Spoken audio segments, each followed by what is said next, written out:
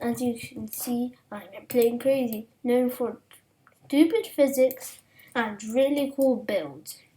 Today we're going to be discussing the simple motor lock. So this includes a motor, just your average motor, not motor 2 or anything else. Motor. When you enter the setting, you put it to you turn off powered and now it's on lock. What this does is that it makes the motor, the bottom bit, go up by half a block, which can be used for crazy contraptions. But today I'm just going to give you a nice simple one. So now it's locked, we're going to build this simple staircase sort of build.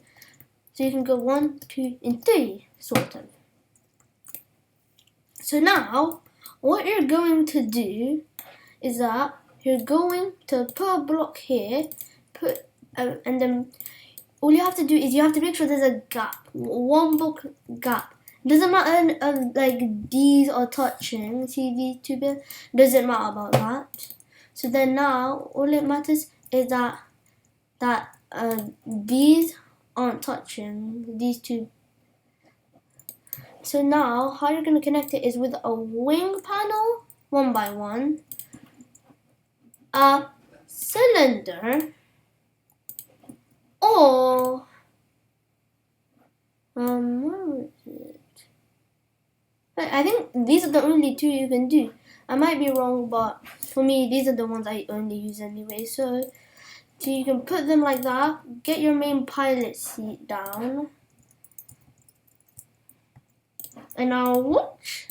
As you can see, it shrunk. So this is what you're going to be looking for, and these could be used for whatever you want. This could be for merging a cylinder, let's say, and then why not a gun, like to make a tank maybe, and you're trying to make the barrel. So now it's going to collapse all into one, and now if we turn the weapons on, as you can see, the gun is now inside of the cylinder. This can be used for many other things. You can even put a rocket, explosive blocks, a cutter, laser, water jet, lava spitter, explosive ball, fireworks, or any other block you wish. So that could be a propeller and I don't know, a cylinder again, let's say.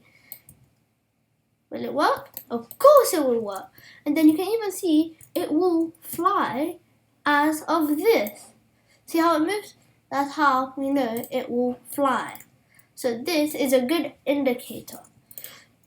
So it can be used. You can stack as much as you want. It could go up as high as you want. There are, I'm pretty sure, 5 or 6 different locking types.